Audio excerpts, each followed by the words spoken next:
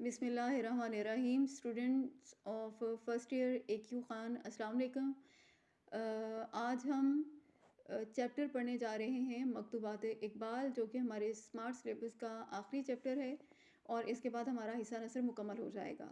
اس کے مصنف ہیں علامہ محمد اقبال، جو کہ 1877 میں پیدا ہوئے، جیسا کہ آپ کو ڈیٹ آف برتھ ان کی نظر آ رہی ہوگی.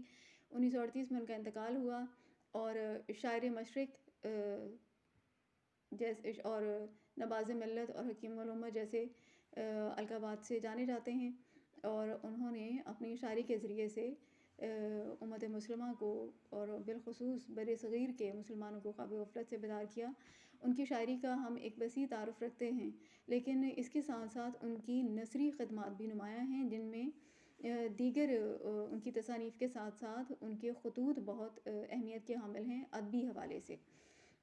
تو ان کے 2 خطوط یہاں پر شامل ہیں ہمارے سلیبس میں، مکتوبات اقبال کے عنوان سے. اور ان میں پہلا خط جو انہوں نے مولانا گرامی کے نام لکھا ہے، جس کو ہم اس لیکچر میں ڈسکس کریں گے. مولانا گرامی کا پورا نام غلام قادر گرامی تھا، اور وہ اقبال سے عمر میں 20-22 برس بڑے تھے. فارسی زبان کے ایک قادر الکلام شاعر تھے، لیکن چونکہ ادبی ذوق مشترک تھا اقبال اور مولانا گرامی میں، تو اس بنا پر دونوں میں خاصی بے تکلفی تھی، اور علمی و ادبی مباحثے ان کے درمیان ہوتے رہتے تھے. مولانا گرامی کے نام اس خط میں اقبال نے اپنے ذاتی حال احوال کے حوالے سے بھی بات کی ہے، ان سے اپنی طبیعت کے بارے میں بتایا ہے، اور پھر مولانا کا جو احوال ہے وہ بھی پوچھا ہے. اس خط میں وہ مولانا گرامی کے القابات سے ان کو مخاطب کرتے ہوئے ہمیں دکھائی دیتے ہیں، اور فرماتے ہیں کہ جناب مولانا گرامی. یہ القاب و آداب ہیں جو انہوں نے اس خط میں استعمال کیے ہیں مولانا گرامی کو مخاطب کرنے کے لیے. اور پہلے پیرے میں، اس خط کے پہلے پیرے میں، وہ ان کو اپنی طبیعت کے بارے میں بتا رہے ہیں، اور لکھتے ہیں کہ میں ابھی تک علیل ہوں، میں بیمار ہوں، اور گو پہلے کی نسبت بہت افاقہ ہے. اگرچہ پہلے کی نسبت میری طبیعت بہتر ہے، مجھے فائدہ معلوم ہوتا ہے. دعا کیجیے کہ اللہ تعالیٰ کامل صحت یعنی مکمل صحت یابی عطا فرمائے. حکیم اجمل خان صاحب نے دلی سے دوا بھیجی تھی، مگر اس سے بھی بہت کم فائدہ ہوا. حکیم اجمل خان صاحب دراصل دلی کے ایک بہت بڑے طبیب تھے، اور مسیح الملک کا خطاب ملا شعبہ طب میں ان کی خدمات کی بدولت انہیں. اور وہ علامہ اقبال کا علاج کر رہے تھے، لیکن جو دوائی انہوں نے دی اس سے اقبال کو کم فائدہ ہوا. اور مزید لکھتے ہیں کہ کل گرداسپور سے ایک حکیم صاحب خود بخود تشریف لے آئے تھے. انہیں کسی سے میری علالت کا حال معلوم ہوا تھا. دوا دے گئے ہیں جسے فائدہ معلوم ہوتا ہے. مجھے یقین ہے کہ اس دوا سے فائدہ ہو جائے گا، کیونکہ جن اجزاء سے یہ مرکب ہے ان میں سے ایک اخلاص بھی ہے، جو ان حکیم صاحب کو خود بخود میرے مکان تک لے آیا. بہرحال خدا تعالیٰ کے فضل کا منتظر ہوں. یہاں پر تھوڑی سی گرداسپور کے بارے میں بھی بات کریں کہ جب تقسیم برصغیر ہوئی تو ضلع گرداسپور، جو کہ اس وقت موجودہ ہندوستان میں شامل ہے، یہ پاکستان کے حصے میں آیا. لیکن انڈین گورنمنٹ نے لارڈ ماؤنٹ بیٹن کے ساتھ ملی بھگت کر کے اس ضلع کو واپس انڈیا میں شامل کروا لیا.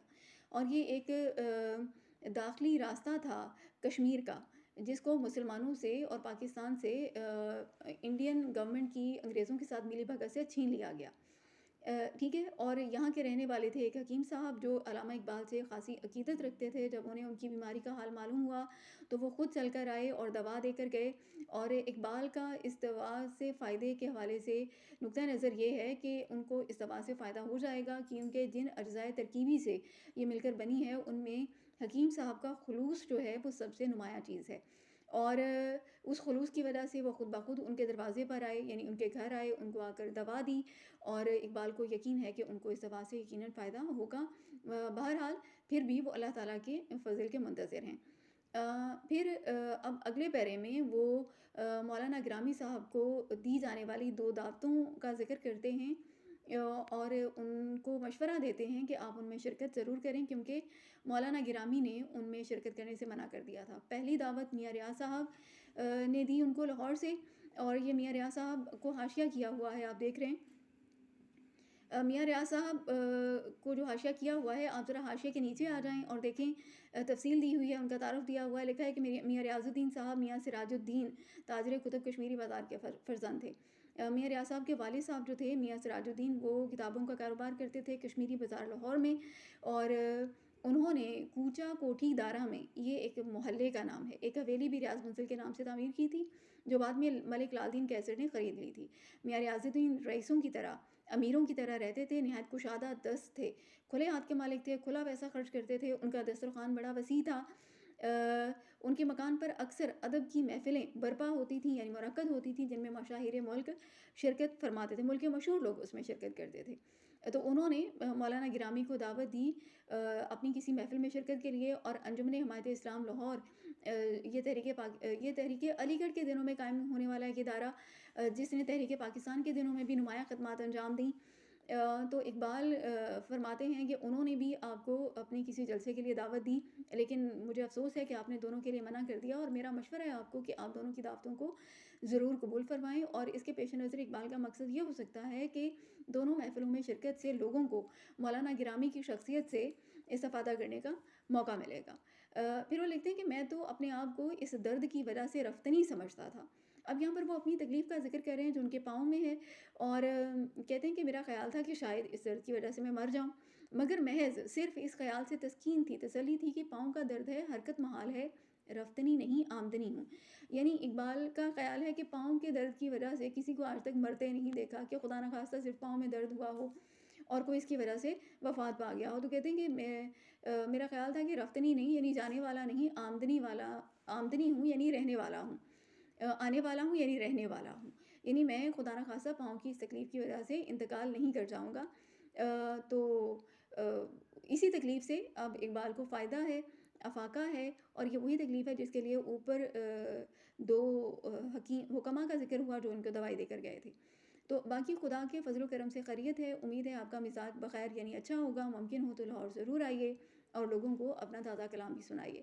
کلام سے مراد یہاں پر شاعری ہے، اور جیسا کہ میں نے تعارف میں ذکر کیا کہ مولانا گرامی ایک بہت بڑے شاعر ہیں۔ کل بمبئی سے، بمبئی پرانا اس کا تلفظ ہے، موجودہ تلفظ اس شہر کا ممبئی ہے، اور یہ موجودہ انڈیا کا ایک بالکل بہت بڑا شہر ہے، تجارتی ہب ہے، جیسے کہ ہمارا کراچی ہے، ساحلی شہر ہے سمندر کا، اور وہاں ایک عرب شخص آیا ہوا ہے تجارت کی غرض سے، اور اس نے اقبال کو خط لکھا ہے کہ وہ ان کی مثنوی اسرار خودی کو عربی میں ترجمہ کرانا چاہتا ہے۔ علامہ اقبال نے اسرار خودی کے عنوان سے ایک مثنوی لکھی فارسی زبان میں، اور لیکن وہ جو عربی ہے، جو اقبال سے عقیدت رکھتا ہے، ان کے کلام کو پسند کرتا ہے، وہ اس کو عربی زبان میں شائع کرانا چاہتا ہے اور اس کی اجازت مانگتا ہے۔ وہ کہتے ہیں کہ میں نے اسے اجازت دے دی ہے۔ تو اقبال نے اس خط میں مولانا گرامی کو اپنے ذاتی احوال سے آگاہ کیا ہے، اور اس خط کا اختتام انہوں نے اس طرح سے کیا ہے: مخلص محمد اقبال۔ تو مجھے امید ہے آپ کو یہ خط اچھے طریقے سے سمجھ آ گیا ہوگا، اور آپ نے اس خط کی مشق اچھے طریقے سے یاد کرنی ہے۔ اس کا جو ہے اس کے نثر پارے جو آپ کی ہینڈ بک شرح سرمایہ اردو میں دیے ہوئے ہیں، ان کو اچھے طریقے سے تیار کرنا ہے، اور مصنف کا تعارف یاد کرنا ہے جو کہ آپ نے تشریح کے شروع میں ایڈ کرنا ہے، سیاق و سباق کرنا ہے، جتنے بھی اس کے لوازمات جو کہ ہم پریکٹس کرتے رہیں کلاس میں، وہ آپ نے تمام کے تمام تیار کرنے ہیں۔ جیسا کہ میں نے آپ کو میٹرک میں بھی بتایا تھا کہ جو خطوط ہوتے ہیں ان کے خلاصے نہیں ہوتے، تو اس خط کا خلاصہ بھی نہیں ہے۔ تو مجھے امید ہے آپ کو لیکچر بھی سمجھ آ گیا ہوگا، اور آپ اس کو بہت اچھے طریقے سے پورے لوازمات کے ساتھ اور پوری تفصیل کے ساتھ تشریحات، مشق وغیرہ سب تیار کریں گے۔ تو یہ کام اپنا بیٹے تیار کیجیے اور اپنا خیال رکھیے۔ ٹیک کیئر، اللہ حافظ۔